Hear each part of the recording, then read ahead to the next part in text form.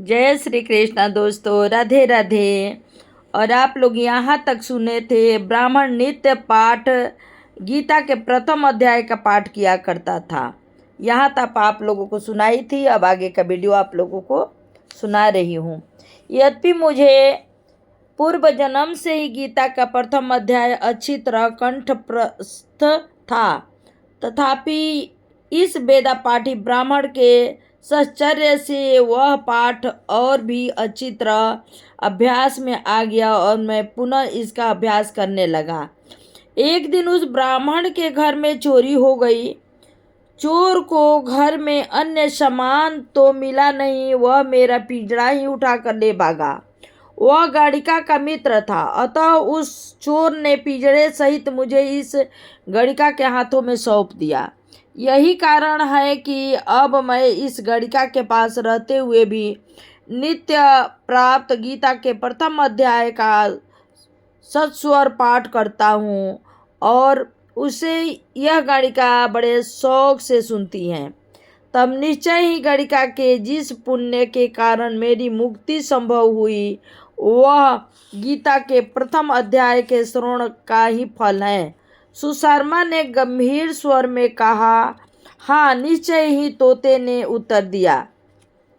इतना कहकर भगवान विष्णु लक्ष्मी जी से बोले, हे लक्ष्मी जी, इस प्रकार तोते के मुख से गीता का प्रथम अध्याय का पाठ सुनकर न केवल एक ब्राह्मण अपितु एक गणिका तक की मुक्ति संभव हुई। इस प्रकार जो प्राणी गीता के प्रथम अध्याय का पठन अथवा श्रवण करता है, श्री हरि विष्णु माता लक्ष्मी को समझाते हुए बोले, उसे इस भाव सागर को पार करने में किसी प्रकार की कोई कठिनाई नहीं आती। वो बड़े ही सहज ढंग से मुक्ति को प्राप्त करता है। और द्वितीय अध्याय है ये गीता का। संजय धृतराष्ट्र को अर्जुन की स्थिति से अवगत कराते हुए बोला, राजन, दया से परिपूर्ण, आंसुओं से भरे नेत्रों वाले और विषाद में डूबे मन वाले अर्जुन से भगवान श्री कृष्ण ने कहा, हे अर्जुन, तुम्हें इस विषम स्थल युद्ध भूमि में यह अज्ञान किस लिए हुआ? यह आचरण श्रेष्ठ पुरुषों को किसी भी प्रकार शोभा नहीं देता। इस आचरण से न संसार में ही कीर्ति लाभ होता है और न ही मृत्यु के पश्चात स्वर्ग ही प्राप्त होती है। अतः ये अर्जुन, इस प्रकार का किलिवंता नपुंसकता का प्रदर्शन न करो। तुम जैसे वीर पुरुषों के लिए ये कदापि ग्रहण करने के योग्य नहीं है। हे परतप अर्जुन, अपने तुच्छ हृदय की इस दुर्बलता का त्याग करके युद्ध के लिए तत्पर हो जाओ। भगवान श्री कृष्ण के इस प्रकार के वचनों को सुनकर अर्जुन बोला कि हे मधुसूदन, इस रण क्षेत्र में पितामह भीष्म और गुरु द्रोणाचार्य पर मैं किस प्रकार बाणों से प्रहार करूंगा, ये दोनों तो मेरे लिए परम पूज्य हैं। इस महानुभाव गुरुजनों का मैं किसी भी प्रकार से संहार नहीं कर सकता। इनका संहार करने से कल्याणकारी तो मैं इस लोक में भिक्षाटन से प्राप्त हुआ अन्न भोगना समझता हूँ। इन गुरु जनों का संहार करके मुझे जो राज्योचित सुख भोग प्राप्त होगा, वो निश्चय ही मेरे इन सम्मानीय जनों के रुधिर से रंजित होगा। हमें इस तथ्य का भी ज्ञान नहीं है कि हमें क्या करना उचित है और क्या करना अनुचित। हम इस बात से भी पूरी तरह अनभिज्ञ हैं कि हमारी विजय होगी अथवा पराजय, किंतु इतना तो निश्चय है कि युद्ध के लिए तत्पर हमारे सम्मुख खड़े धृतराष्ट्र के इन पुत्रों का संहार करके हमारा किसी भी प्रकार का कल्याण न होगा।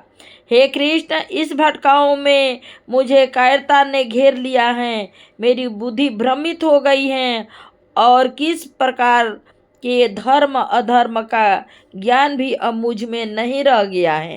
किसी प्रकार का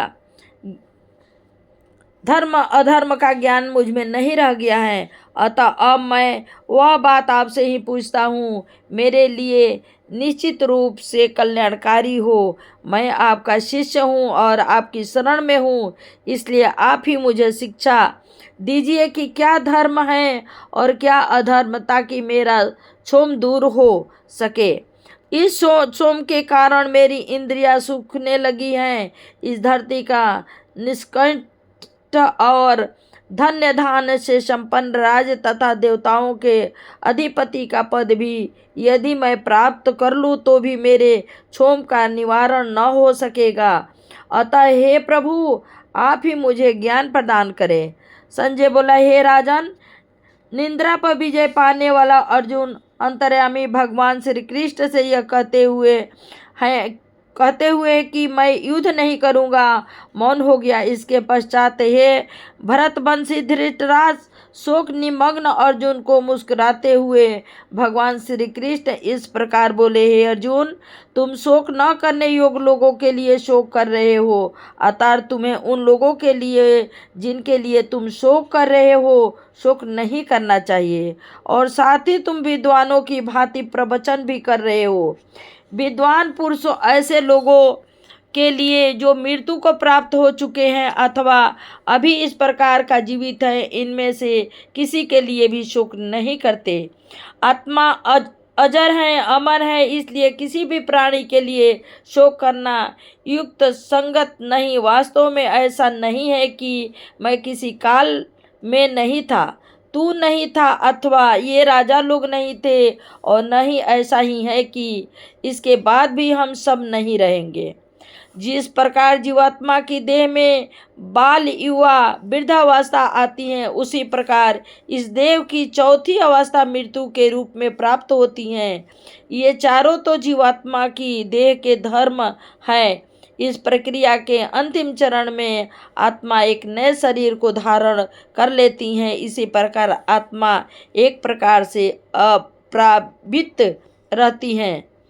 आत्म तत्व को जानने वाला धीर पुरुष इस विषय में कभी भी भ्रमित नहीं होता। हे कुंती पुत्र, सर्दी गर्मी और सुख दुख तो अनित्य हैं, ये आते रहते हैं और जाते रहते हैं। ये मात्र इंद्रिया और विषयों के सहयोग से उत्पन्न क्षण भंगुर हैं। हे भरतवंशी, तुम तो इंद्रिय ज्ञानी भी हो, अतः इन इंद्रिय विकारों का साहस के साथ दमन करो। इंद्रिया को दमन करने वाला और सुख दुख की स्थिति में एक समान रहने वाला पुरुष ही मोक्ष का अधिकारी होता है। हे अर्जुन, असत्य अंत अस्तित्वहीन होता है और सत्य का अभाव नहीं होता। इस प्रकार तत्वज्ञानी पुरुष इन तथ्यों को नहीं भली भांति जानते समझते हैं। इस न्याय नीति के अनुसार उसे ही अविनाशी समझना चाहिए, जिसे यह संपूर्ण जगत प्राप्त हो, क्योंकि इस अविनाशी का विनाश करने की किसी में भी सामर्थ्य नहीं है। इस प्रकार यह आत्मा अविनाशी, अप्रेमेय और नित्य स्वरूप है, और जिस देह में यह अवस्थित होती है वह केवल नाशवान होता है। अतः हे अर्जुन, तुम युद्ध करो।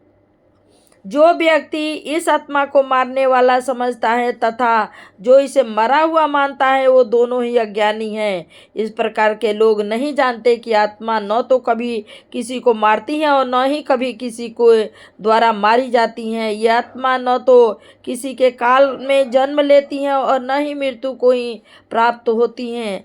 आत्मा अजन्मा, नित्य, शाश्वत तथा पुरातन है। शरीर का विनाश होने पर भी आत्मा का कभी विनाश नहीं होता।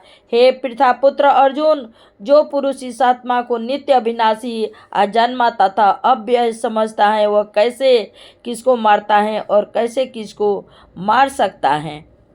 हे अर्जुन, यदि तुम इस बात को कहते हो कि मैं तो शरीर के वियोग का शोक करता हूँ, तो यह बात सर्वथा अनुचित है। जिस प्रकार मनुष्य पुराने अपने जीवन वस्त्रों को त्याग करके नवीन और कर्मों के अनुसार सुंदर वस्त्र ग्रहण करता है, ठीक उसी प्रकार आत्मा भी अपने जीव को पुराने शरीर से त्याग करके दूसरे नवीन शरीर को प्राप्त करती है। इस आत्मा को न तो कोई शस्त्र काट सकता है, न इसे अग्नि जला सकती है, न जल ही गीला कर सकता है, न वायु शुष्क कर सकती है। आत्मा अक्षय अदात अवलेहन तत् आत्मा स्थिर रहने वाली सनातन है। यहाँ तक मैं वीडियो को सुनाई हूँ।